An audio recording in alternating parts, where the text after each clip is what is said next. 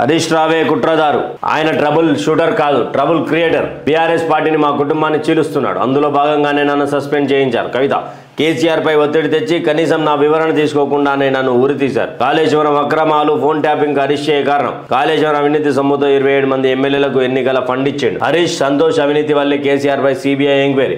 రామన్న, నాన్న వాళ్ళిద్దరితో జరభద్రం. సీఎం రేవంత్ రెడ్డికి హరీష్ సరెండర్ అయ్యారు.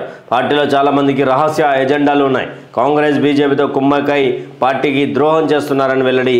బీఆర్ఎస్ పార్టీ సభ్యత్వానికి ఎమ్మెల్సీ పదవికి కవిత రాజీనామా అంటూ కూడా ఒక వార్తను తీసుకొని వచ్చింది వెలుగు. అయితే ఈ టోటల్ కవిత ఎపిసోడ్లో ఏం స్టంట్ ఏంటంటే, కవిత వెనుక ఉన్నది రేవంత్ రెడ్డి అనే ఒక మాట వినిపిస్తూ ఉన్నది. దాని గురించి కూడా పూర్తిగా ఎక్స్ప్లెయిన్ చేస్తా.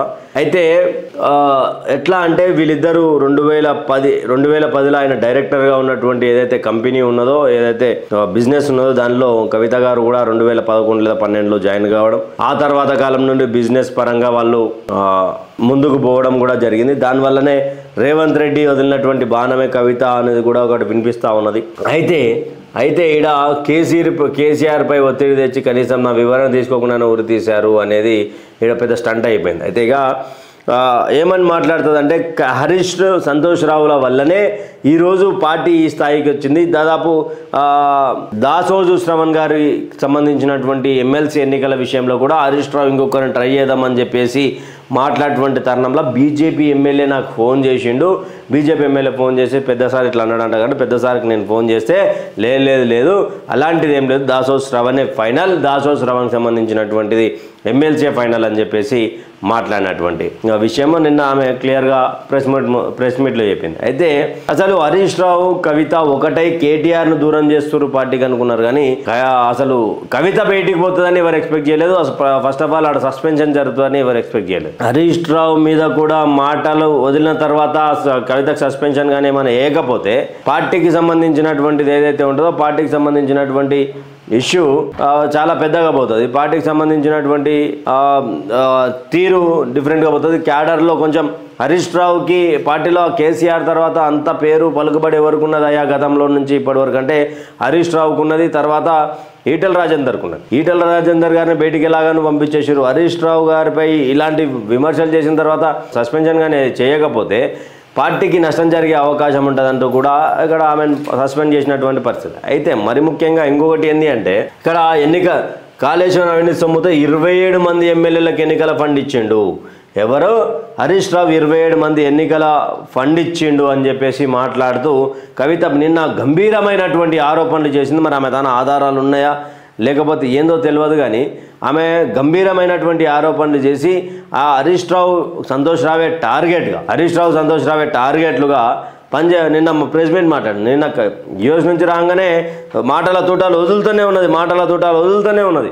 హరీష్ రావు, సంతోష్ రావు వల్లనే ఈరోజు మా నాన్నపై సిబిఐ కేసు అంటూ కూడా, సిబిఐ ఎంక్వైరీ అంటూ కూడా ఆమె గంభీరమైనటువంటి ఆరోపణ చేసింది. రామన్న, నాన్న జరభద్రం అని చెప్పేసి జాగ్రత్తల గురించి నిన్న ప్రెస్ మీట్లో కొంచెం ఆమె కంటతడి కూడా పెట్టినటువంటి విషయం. కవితకు సంబంధించినటువంటి ఫుల్ ఎపిసోడ్లో మరి బ్యాక్ ఎండ్ ఎవరు ఉన్నారు, అసలు ఏం జరుగుతున్నది, అసలు స్టార్ట్ చేసింది ఎవరు, అసలు స్టార్ట్ చేయాలని జైలు నుంచి వచ్చినాక కొంచెం ఏదో మాట్లాడే ప్రయత్నం చేస్తే కొంచెం మెంటల్లీ డిస్టర్బ్ ఉన్నది కదా, ఆమె జైలు ఉన్నది కదా, జైలుకు వచ్చినందు తరఫున సరే మెంటల్ ఉన్నది కదా, కానీ పార్టీ కూడా ఇంత ఎక్స్పెక్ట్ చేయలేదు. తెలంగాణ జాగృతి పేరుతో ముందుకు పోవడం, తర్వాత జరగడం. గతంలో ఈ ఎపిసోడ్ ఇట్లుంటే గతంలో ఇదే పరిస్థితులలో షర్మిల కూడా జగన్ ని వదిలేసి బయటకు వచ్చినటువంటి తరుణం చూసినాం. ఆమె పార్టీ పెట్టింది, ఆ పార్టీ పెట్టి పాదయాత్ర పేరుతోటి ఊరు తిరిగింది, హారతి తీస్తుంటే వద్దన్నది. ఇదొక ఫుల్ ఎపిసోడ్. ఆ ఫుల్ ఎపిసోడ్ లా ఆమె పార్టీ పెట్టింది, లాస్ట్ కి మళ్ళీ కాంగ్రెస్ లో విలీనం చేసింది, కాంగ్రెస్ నుంచి విలీనమై మళ్ళీ ఏడిపోయిందయా అంటే ఏపీకి వెళ్ళిపోయింది. ఈడ తెలంగాణలో వైఎస్ఆర్టీపీ పెట్టినప్పుడు తెలంగాణ ఆడబిడ్డను నేను, తెలంగాణ కోడను నేను అని చెప్పి ప్రగల్భాలు వాళ్ళకి ఆమె ఆడ ఏపీ సిసిఓ ఆంధ్రప్రదేశ్ కాంగ్రెస్ కమిటీకి ఆమె అధ్యక్షురాలైంది. అంటే ఇక్కడ ఒకసారి చూడొచ్చు Kavitha episode Sharmila episode as it is గా కొంచెం సింక్ ఉంటాయి.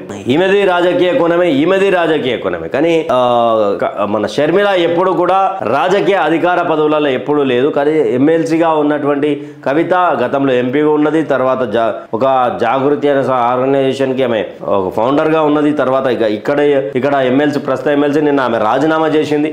వీళ్ళిద్దరిని ఒకసారి పోల్చవచ్చు అంటే రాజకీయంగా.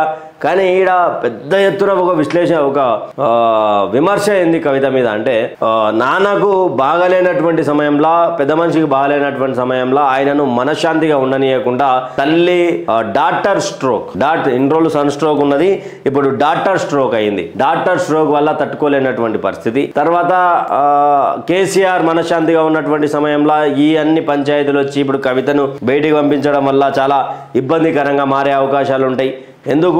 ఎందుకు అంటే ఇక అర్థమైంది మీకు తెలిసిందే. ఇక ఎంత కాదనుకున్నా పేగుబంధమే పార్టీ ముఖ్యమే కావచ్చు, కానీ పేగుబంధం అయితే ఉంటుంది కదా, తండ్రికి లేకపోయినా తల్లికి ఉంటుంది కదా.